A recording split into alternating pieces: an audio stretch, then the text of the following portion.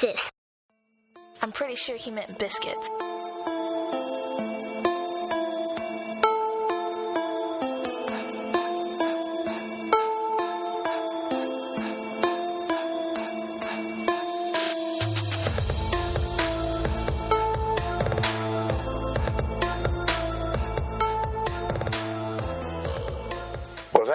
What's happening, people? Back. I know you missed us. We're back. Yeah, I missed us. So did I, man. This could be like therapy. It's been a rough week. Right. Yeah. Getting over the week, man. For real. Yeah, man. We missed last week. Had about a bunch of stuff going on. I had a bunch of stuff going on in my life or whatever in regards to this lieutenant's test, which I did score well. You did. Congratulations, homie. Appreciate it, man. I got a 92 on the test, the written portion. But we all scored well. There was like I said to a bunch of people, there was some heavy hitters on this test.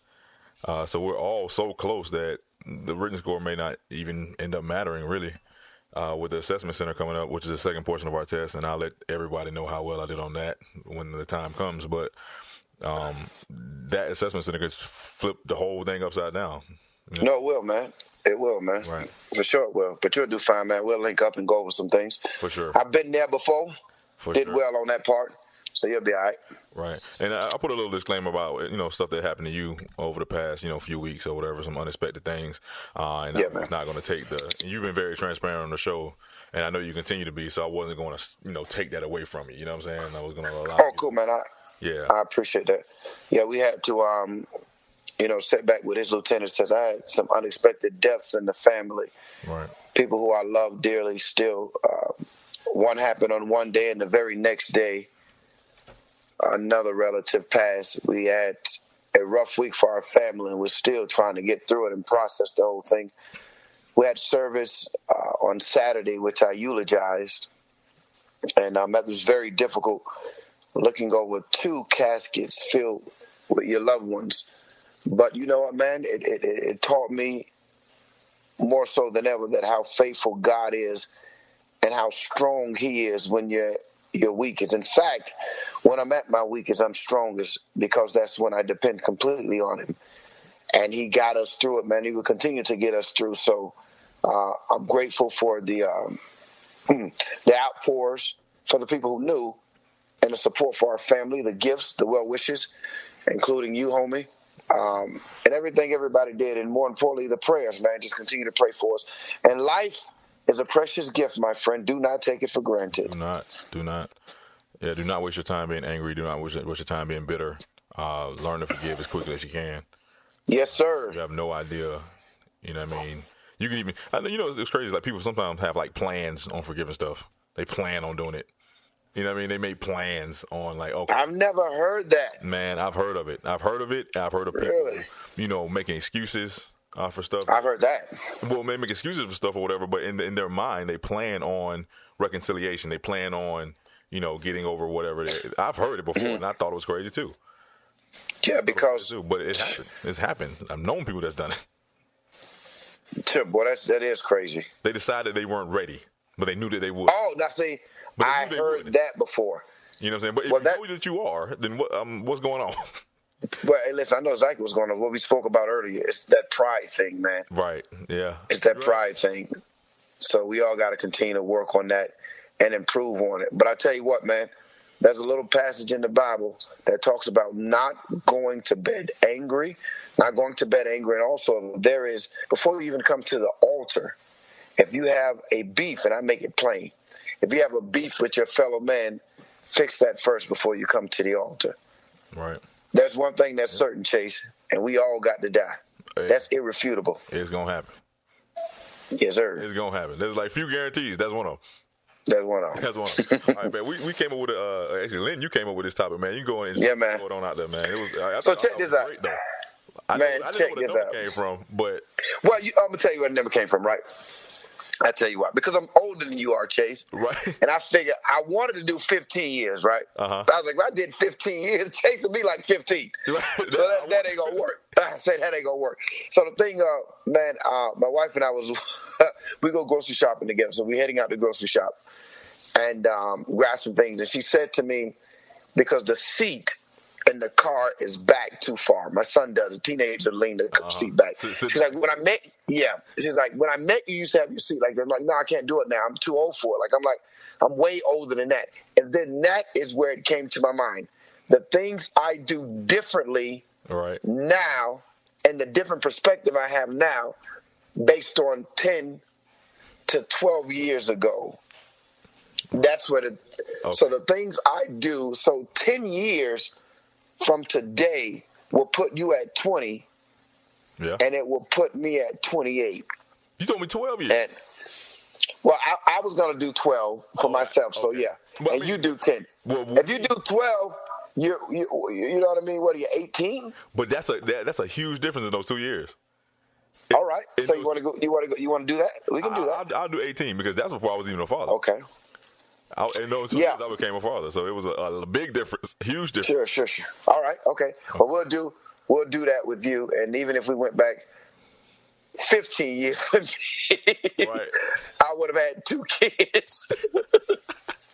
I would have had almost 2 kids. My wife was pregnant at the time with my son, so we'll do 18 for you, and we'll do 15 years for me, which puts me.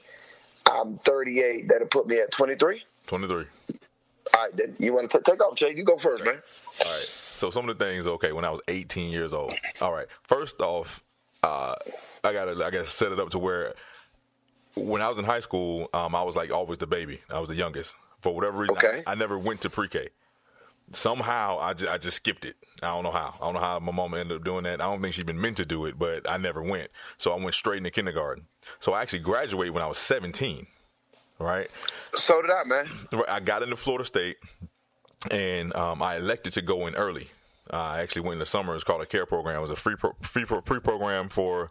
There was a bunch of different reasons, but I had the choice. I could have stopped. I could have waited and went in the fall, or I could have went immediately after I graduated. It was like a few weeks after I graduated and went straight up. And it was a transition program, so it transitioned you into what college life is going to be like in the summer where the campus wasn't, too busy.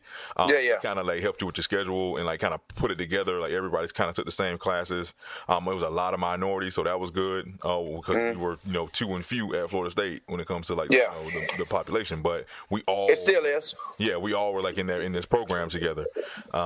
So it was one of the best decisions I've ever done. I don't know how, because I didn't apply to the program. They just said, "Do you want to do this?"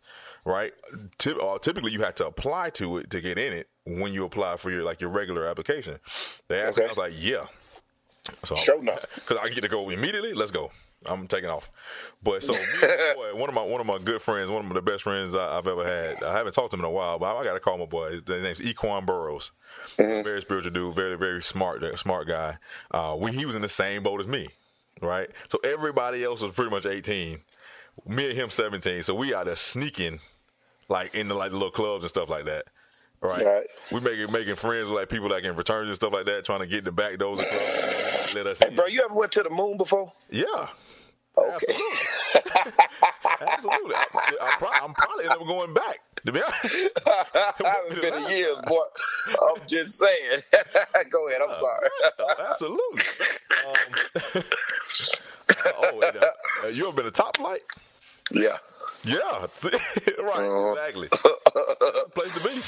But yes, sir. So that's what was going on around that time. I had already gotten into school. I turned that August of that year of 2006 is when I turned 18. Then I was able to get in, right?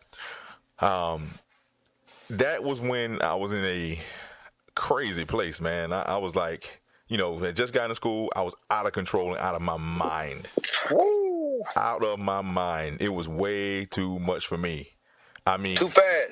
Whoa, it was too much. Like I was very intelligent. I knew I could do the work, but I didn't have the time for it. It was way too much, man. That life, that world, Jay. I was back and forth, whether it be from Florida State to FAMU to Florida State. Like I was making trips to TCC to do all kind of hell. Yes. Like they cause all kind of crap. I've been there. I'm talking to everybody I can think of. I'm like, I don't know. And then I was one of the people who, and a lot of people didn't, but I was one of the people who had a vehicle. I brought a vehicle. Oh no! So I was loose cannon. Yeah. I would go to class. Sometimes I wouldn't. That happens. I did well coming out of the care program. Okay. We kind of had to. It was like we kind of were supervised through that.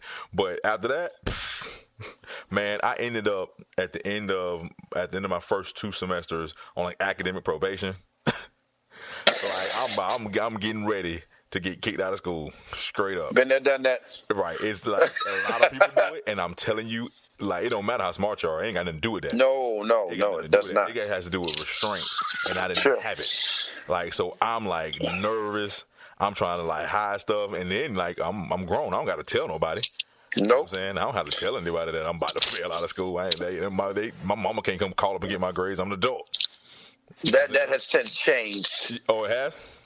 Yeah, you can get them online. Now you don't have a daughter in college, so that has since changed. Oh, well, yeah, I had to allow access. So I think she still has to allow it, but it would be easier for her to allow it than deal with the consequences of not allowing it. I let that marinate. And I didn't have that pressure. I ain't had that pressure. So I guess because pretty much everybody thought I was going to be doing what I was supposed to be doing, and I was not. I met one of the most amazing people I've ever met in my life. Okay. And then one of the most amazing people that I've ever met in my life was conceived in my 18th year of life, which is my daughter. Man, yes, sir. She put this whole thing like back on track. Everything, you know what I'm saying? Like everything I thought I was and thought I wanted to be, and all this craziness or whatever got, straightened out real fast in Florida State. When she was conceived, I knew I could not leave there without my degree. It's no way I can do this. Like I had worked too hard. Like I did all my applications, I did all my entrance essays and all this stuff or whatever. Like, and I'm like, it's gonna end like this. I also met my ex-fiance in the care program. Okay. That's where I met her. One of the most amazing people I've ever met in my life. True. She and a lot of that's like history now at this point. But yeah, like we taught each other a lot, put each other through a lot. I put her through most of it. Now, I'm gonna tell you, I've been there, done that too, Chase. But that's where I met her, and I met a whole host of friends, man, stuff like that. And the person I was young, arrogant, ignorant, stupid, thought I knew everything, like most of us. Just oh my gosh, I can't even put it like crazy stuff I thought. Like I was, but we call that wide open. Wide open, bro. Stuff I thought was crazy, right? My children's mom, she went to FAMU. Okay. Was also brilliant. She ended up, I think she started as a pharmacy major, but the pharmacy program at FAMU is unbelievable. It is crazy. Like it takes a very unique person to be able to make it through that program, especially starting so young, because it's not like traditionally I think you would go through undergrad and then you would apply and go to pharmacy school. Well, there it's like all grouped into one. I believe it's a 5 or 6 year program, and like it's all done undergrad and all at the same time. So being 18, starting that, yeah. My cousin actually graduated from the FAMU pharmacy program. Her name's Toy Young. Okay. Yeah, and she was actually Miss Pharmacy at FAMU. So she's brilliant to make it through that for sure. You got to be very determined. However, but she changed her major. She left for a little bit when my daughter was born, came back, and she actually finished the FAMU nursing program, which was also absolutely crazy. Okay. It's a different nurse that comes out of FAMU nursing program. Different. All right. Straight up. She like knows stuff that doctors knows straight up. I thought crazy. There's a different type of nurse come out of that program. Very grueling, old school. Like you had to wear like old school, like nursing uniforms, white hat, and all that stuff. I've seen it. Right.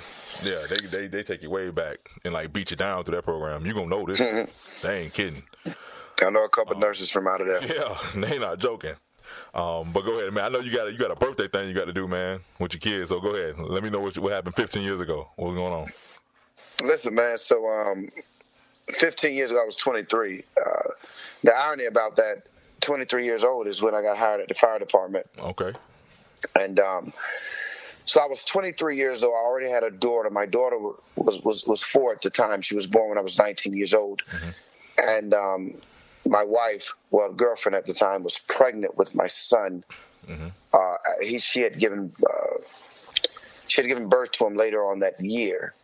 And so I had a lot riding on, man. Prior to that, I can relate to, for me differently, just failing out of school, not really knowing where I wanted to do, where I wanted to go. I knew I wanted to be a fireman since I was 5 years old. I was crystal clear about that part.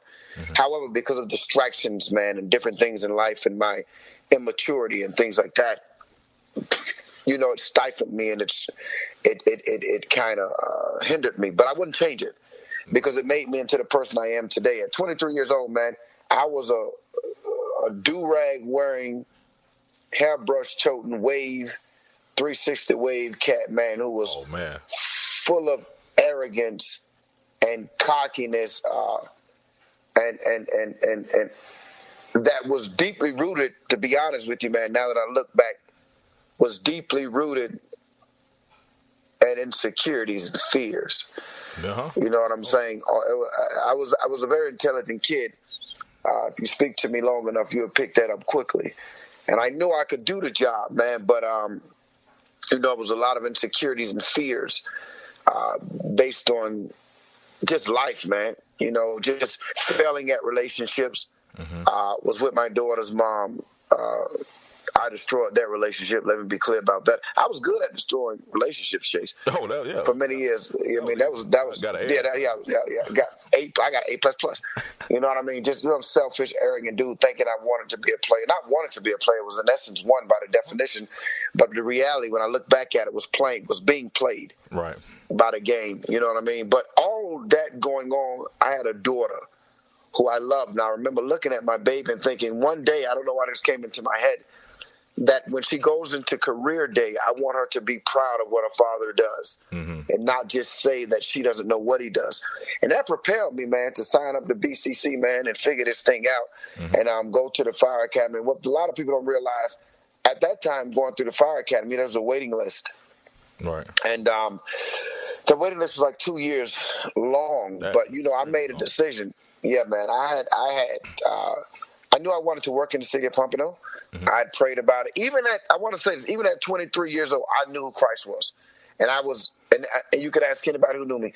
Although I was living an immature life and not acting or behaving like a Christian does, I knew who he was. And that's part of why I love him so much, because he loved me through all that, man. And I said at the same time, I used to pray for my job. And we learned early from our church at Swore the Power Ministry under our tutelage and leadership that we don't have to pray for something every day. We can pray for things and then thank him in advance. And I used to ride by the fire station, Station 61, your station, Chase. Mm-hmm. And I used to say, thank you, Jesus, for my job while I'm in high school. And, man, listen, man, I got it together, man. And fast forward, I put my face in the place. I did every ride time there so that they know me. They don't see an application. They see me. Right. I met Chief Harry Small. He wrote me a letter. I slept outside. This is for all the young kids. This is serious, man. I slept outside the fire academy to get an opportunity to go to the school. Because after Chief Small sent a letter of recommendation after I finished paramedic school from BCC, he sent a letter of recommendation saying, listen, he's not on the waiting list because of my ignorance. I didn't even know about it. He said, could you give him the opportunity? And a dude named McBride, Mr. McBride, mm-hmm. said, listen, if he shows up and he's the second or third person, can't remember, then we'll give him an opportunity to go to the school. I was leaving church one day, a little small church in Pompano. I was leaving church one day, and something said, that something is the Holy Spirit now, said to me, go. And I was like, because this is before cell phones were really crazy. This is before GPS. This is before the internet blowing up. This is before all that. That seems like ancient. This is before all that. So I'm like, let me drive down based on the directions I've gotten. Not navigation. I got directions on a paper that I got to follow. I don't even know if MapQuest was out, man. I can't remember. Print it out or something. I didn't print it out. I had written it down. So anyhow, it may have been available. I wasn't privy to it. So I drove to the school, man. I got out of church at like 1 or 2 o'clock. That's on a Sunday. I needed to be there Monday before 7:30 in the morning. Mm-hmm. I'm not sure if I even told you the story before, Chase. Maybe I have. And so I'm like, all right, let me drive and see where this place is so I don't be lost. I'll get there early. I'll get there at like 7 o'clock. Mm. I go there. I get there about 2:30 p.m. on Sunday. Mm-hmm. I don't need to be there until 7:30 on Monday morning. And I go out. I said, okay, this is the place. I see a gentleman outside the gate. He's in a Lincoln LS. They don't even make them anymore. I remember this very vividly. Yeah, I remember the LS. And I'm like, and I pull up my old car, and I'm like, all right, this is cool. I'm like, bro, what you doing? He's like, oh, I'm trying to go to school. I'm going to stay out here all night. I said, hold on, you going to sleep out here? He said, yeah, I am. I'm in church clothes. That's what we called it. Like, I'm in church clothes, Terry. I said, okay, man, then I guess I'm sleeping too. I'm number 2. Uh-huh. I slept outside. I called my then girlfriend, who's now my wife, to bring me a change of clothes and some Boston Market. I called my homeboy, Derek Johnson. Shout out to my homie, Derek Johnson. I said, bro, listen, they sleeping outside, so I'm doing the same thing. Straight up. The fact of the matter is, homie, if I would have got there 7 o'clock in the morning, by 12 o'clock that same morning, the next morning, 12 o'clock in the morning, the line was from the gate all the way down to the road, man. Wow. So even if I had gotten there at 3 in the morning, I would have been too late. Too late. I'm talking about what a mighty God we serve. And the rest, man, that's God, man. And the rest, that's a true story. The rest is history, man. So got to the fire academy, this arrogant dude shortly thereafter, man. I'm feeling myself. I done bought me a house. I'm making more money than I had made. I think I was making like $40,000 at that time. Right. Which is a lot of money. Like $1 million. We ain't ever had nothing. I ain't never had nothing. Might well be $1 million. But, man, I was this immature, arrogant dude. But I had the foresight of knowing that I wanted to do ownership. I wanted to buy a home. I bought my first home at like 23 or 24. I can't remember. So did I. And, yeah, you know what I mean? I had the foresight. I was like, that's where the money is. I need to own these things. But, man, I was immature. And I was immature. I was arrogant, selfish. I would have some good qualities about me, womanizing. Just did not care. If I look back at it, I think back at 23 Chase, I was awful. I really did not give a damn about nothing but like my kids and myself. Like everybody else, if you don't like how this train rolling, baby, you can get off or get ran over. So it's moving. Out of with or without you, boy. And you know, some of that drive I had propelled me to some of the things I've accomplished. However, it's like a catch-22. Some of that same drive was a detriment to me. You know what I mean? On the flip side of it. So, man, bro, I was one of the youngest kids at the time to get hired at the department. I was the only black young man to be hired there.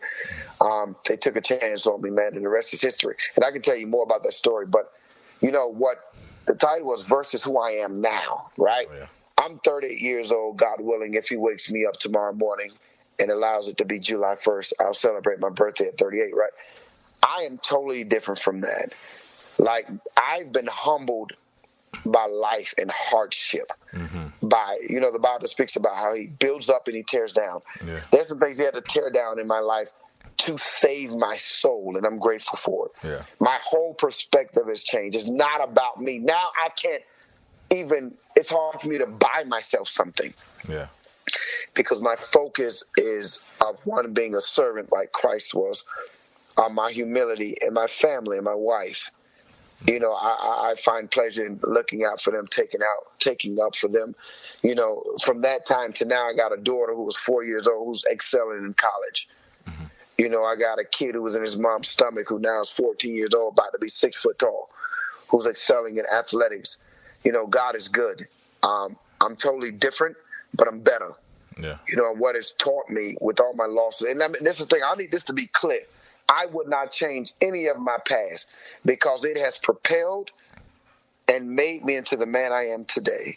Right. And if you sit down and talk to me now versus talking to me in 2004, it will be a totally different conversation. But I'll let you go after I end with this. For me, if I could sit back and look at that younger Lynn and think back, what would you tell him from 23 to 38? I would tell him this, and this is the truth. Son, don't study nothing more than who Jesus Christ is and try to mimic him, and everything else will fall into place. That would be my advice to him. Right. And also invest a little more. Invest a little more. Yeah, invest a little more. I got to go back, I guess. You know what I'm saying? I didn't give like the persona of like what I used to like look like and wear. So I worked at a bank in high school. I worked at Washington Mutual Bank in West Palm, which was it was a position that I came up on it. It was just by the grace of God, man. It was like the first interview I ever had. I got the job. I was in an interview with. I was like 15 when I first and I was in an interview. You were 15. Hold on. You were 15 when you started working at the bank. Yeah. You said, let me be clear about it. You were 15 working at the bank. Yeah. Most of us trying to get, back in them days, they had a beta job. You probably don't know nothing about that. We trying to get a beta job or a job at freaking Winn-Dixie. Man, I worked at Washington. And you working at a bank. Go ahead, bro. I walked in there. There was a flyer that my mom brought. I did the application, wrote whatever I had to write. Now, I've always been very good at writing. Grammar, I hate grammar. But So do I. My ex-fiance used to always read every paper I've ever written because she used the grammar police and I am not. She would hate it because like my grammar be all messed up. I was like, I'm good at content. You got the grammar. I ain't worried about that. My content's great though. And she'd be like, yeah, this is like kind of amazing. She'd be like, yeah, this is kind of amazing, but you can't. But it just appears to be kind of stupid. But you got comma splices all over the place. Why don't you fix that then? Yeah, I'm like, whatever. Erase them. Yeah. You can't even see commas when you're talking, though, bro. Yeah, you can't. We talking, we can't see commas or periods. Right. I'm just saying. Put no pause in the air when when I'm talking. For real. So, man, I used to buy almost every time I got paid like a new pair of Jabot jeans, bro. I had every color of Jabot jeans. Me and my boy, I haven't talked to him in a long time. My boy Dudley. That's one thing I remember about us in high school. Like, you bet money. I had every single color you could even think about a Jabot jeans. See, I was buying J's like you were buying them jeans. Oh, bro, I had all the Jordans. Oh, straight up. I had Jordans too, but I mean, the shoes. I had a variety of shoes, but as far as clothes, like I had one Jabot, Polo, Nautica, but Polo. I've been used again. But Jabot abused again. Really? Oh, what? And they're expensive. You spending your whole check, bro? Man, I spent half of it at least. I ain't had nothing else to buy. True. I should have been keeping more money, but I ain't got none of that. Like that, even that was more money than I had ever seen before. So I was like, at 15, 16, come on, bro. I was 15 with a 401k. Oh my God! Oh my God! Doesn't even make sense. Yeah, they was in that's like Doogie Howser stuff. But I don't care. Like whatever. They was talking about, you put this much money in for this long, you had this much money. I'm like, whatever, man. I'm gonna spend it on these beans. When we get paid, man, I'm gonna get these jeans. All these Jabot fits. I used to get them out of Palm Beach Mall. I cannot believe that. I guess, that's that old soul in you. Oh yeah, it gotta be. Man, and bro, you talking about like waves though? You had them too, bro? Bruh, I had more waves than the law should allow, bro. I got pictures to prove mine, bro. Oh, bro. The thing about it is, like, you can tell by my grandmother's hair. I didn't do anything to my hair. I just brushed it. That's it. I didn't put nothing in my hair or nothing. No, I put some Murray's. I ain't put nothing in it. I put Murray's. Like all I did was brush it, and I don't know. That was just a blessing, but that's in the past now. I can tell you it's in the past for me for sure. For sure. But now, the more I think about like who I was and who I am now, the more things have changed. The more they've stayed the same. I just fought who I was. Spent a lot of my life pretending to be someone who I was not. Okay. Almost like this like hopeless romantic dude. You know what I'm saying? Like the things that I feel now about my family or whatever and being a family man is the same things that I knew that I valued then. It just wasn't popular. You know what I'm saying? Okay. Doing that wasn't popular amongst my friends, people that, that I hung out with. The pride of life, you know what I'm saying, the pride of manhood or whatever, but man, like, you know what I'm saying, and trying to find your way. We talk about things that we would do, you know what I'm saying, because it sounds cool, but it's really like carnal and stupid. And trying your best to live those things out instead of being true to yourself, being true to myself, or whatever. Like, I'd have been way far along than I am now. But the timing of everything is always perfect. Even though I don't know. Like, and a lot of this revelation came over the past year, and I spoke about it before. Like, my whole life has changed, understanding where my wealth is. You know what I'm saying? Like, there's always been in me that there was nothing that I wouldn't do for my family. But you wouldn't have been able to see it more than you see it now. in the way that I speak, the way that I carry myself, what I'm motivated by. I used to be motivated by money. Oh, so did I. Motivated by money, but now, if anything, financially motivates me, it's just the legacy. I'm trying to like leave something Boy, for these kids. You know what I'm saying? I can relate with that. Like something for them. You know what I'm saying? To build upon, like a platform that I did not have, a platform that other people do. They may end up with, you know what I'm saying, inheriting something. You know what I'm saying? I don't want to leave here with them empty-handed. One of the largest reasons about my health change, and I went through a lot of stress. I went through, like, undergrad got really, really bad for me. After I was born, we had like a lot of issues, but we've overcome those. Like me and her mom, we've overcome them. Like, she's a great friend of mine, one of my best friends. Like, she supported me like crazy. That's awesome. Throughout this last year, and so we overcame that a long time ago though. But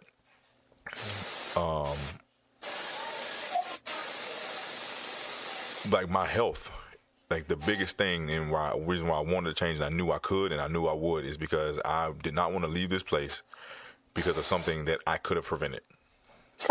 Like, I'm not just going to sit here and allow myself to do this to myself, because that's one of the few things that I can control. True. Right? I don't have a lot of control of anything in this life, but what I put in my body is one of them. So I'm going to change that. And I did. And that all happened over the last year. And I'm grateful for that. But like I said, the timing of everything was just perfect. We talked about it earlier, man. Yes, sir. We talked about it earlier, man. Some of the things that we both have, endured and put up with, that if it was 12 years ago or 15 years ago, we would not have. Oh God, yeah. And would have because of our pride, man. Right. And would have made a terrible mistake. Would not have. In my opinion. Right. And I remember, like, never would I ever, you know what I'm saying? And that is just no longer true. I don't even say never, what I would never do anymore. Yeah. That's another thing that's come with maturity, because I have no idea. I've done things, life, and the Lord will make you out of a liar repeatedly, as long as you carry the word never. And I don't carry it anymore, because I say, I hope that I won't have to. Yeah. My words have changed. But that's, I pray. And that's maturity, man. Even at 23, man, I remember I had a house, right? And my lawn, I'm real particular about my lawn. I'm not happy with my lawn today, but I'm working on it. And I remember looking back over my house, right? I was outside, and the sprinklers are going, the grass is the greenest in the neighborhood. I see the home at the time is me, Shauna, Isaiah, and my daughter. And I'm looking and I thought to myself, I didn't utter one word. I said, look what and at the time I had a Ford Explorer. My wife had a Ford Focus. I'm like, look what I did. Look what I've accomplished. And let me tell you something, Chase. That was the beginning and the end for me. Wrong thing to say. That was the beginning and the end for me. Like when I tell you, the Lord builds up and he tears down. That was the beginning of the end for me, man. And now when I look back over the things I have now, I'm humbled and I say, Lord, I thank you for what you've given me. And I realize it's by his power. And that's one of the biggest things I've learned from 15 years, that I'm nothing. I'm utterly empty. I'm just dust, dirt, filthy without it. Doesn't matter what I do. And I'm also nothing without my family. It's God first, my family, and everything else falls after that, homeboy. Right. Everything else. Right. And that's the difference. That's for sure. Like, what should I render? Yeah. Like, you've given me everything. Every single thing. You want a hedge, bro? Like, you want a hedge around my life? Come on, man. Dog, I've been in some crazy situations, dog. It's one situation, like, I've never spoke about it. I'm not even going to talk about it on the show right now. There's some people that are near and dear to me that haven't even heard this story yet, but I could have been, like, dead. Oh, man, I'll tell you what. I've had 2 pistols put in my face. Bro, I've had 2 pistols in my life. They didn't pull the trigger by the grace of God. Went off next to my head. Well, I'll tell you. Yeah, man, that's a frightening thing, man. That's a crazy story. Well, shit, man, I had 2 pistols, and I tell you what, the one of the dudes who put a pistol out in front of my face, he didn't kill me, and I give God the glory. And I elaborate on that story one day later, but maybe a week or a month later, the same incident that he caught me and he caught somebody else and he shot and killed him. And he's still in jail now. In fact, that same dude was on, what's that show called, 48 Hours? Really? 48? First 48. I'll tell you about it at a later time. You can YouTube it. That's the dude that put a gun in the face. It got something to do with the Ply song? No. No. I can tell you about it. No. Because mine does. No, we got to get into that one. No, mine doesn't have anything to do with that. In fact, this just had nothing to do with what was going on. Exactly. That's exactly. Yeah, well, I know. Hey, you ain't got to pay me. But God, he kept me and he kept us for a purpose. And I will say this, though, man, on a side note here. Every person who pulled the pistol out on me looked like me. Yeah. And although and this is not on the subject, but whatever, man, it's our show. Although we got to still work on racism and police brutality for us young black people, we cannot neglect the fact that we're doing more harm to ourselves than anybody else. Mm-hmm. And unless we address that issue and be honest with it, let's be kind to one another. Beat me up, bro. Give me a head up fade. Right, straight. You ain't got to always, you know what I'm saying? But I'm going to tell you something. Give me these hands. What it is. Tell you, these hands still good for me, though, bro. Yeah. But I take the L, man. You know what I mean? But I get up. No, you may beat me. You beat the brakes off. Yeah. No, I'm saying I ain't giving no breaks. If you gonna beat me, I thought you done came with it now. If you gonna beat me, you came with it. Well, you're gonna have to come with it. One thing is for certain, it hasn't changed even when I was 23 until now. And shout out to my older big brother, man, who passed. He taught me, Chase, I'm not afraid of anybody walking the planet, bro. And that's a good thing, and that's also can be a bad thing. Right. And it's very little things that I'm afraid of, period. I'm not even afraid of death. My biggest fear, honestly, is having the Lord leave me or being upset with me. Right. Outside of that, I feel like I can handle it. Yeah, man, I can handle it, man. But let's wrap it up, hey, man, so you can get to your movies, man. Hey, yeah, listen, man. Biscuits and Gravies, thanks for the support, man. We did this thing. I enjoyed the show. I look forward to next week. I gotta go and celebrate pre-birthday with my babies, watch some movies, eat a little cake, go to sleep, try to get fresh with my wife just to get the dolphin. Get the dolphin. There it is. All right, big homie, we out this piece. Hey, you on show tomorrow? No, man, that's my last shift of bereavement. Okay, cool, yeah. I got to work tomorrow. I'm on the engine. Well, peace out, homie. I'm glad you're off. There you go, homie. Not for the reason, but I'm glad you're off. No, I'm going to enjoy your ride. Because I would have bumped you up out of there, boy. Right off the engine. But that ain't right. He just be bumping off me like, hey, it is what it is. Yeah, no, I love Chase like a brother, but God knows. You do 10 years on the hell box. Yeah, God knows I'm not giving the engine up for him. And then I just signed up to just damn myself to the hell box. Just don't worry about it though. It's just a stepping stone to get where you need to be. Gotta be, must be. I hope, Lord. No, don't you worry, man. Hey, listen, Listen, I did the job before for a little bit. Right. If you got to be on the truck, at least be in charge of it. Might as well be. Yes, sir. Peace out, big homie. All right, bro. They gonna get that 10%. They gonna pay on time. Hey, peace out, y'all. All right, baby. Hey, yes, sir.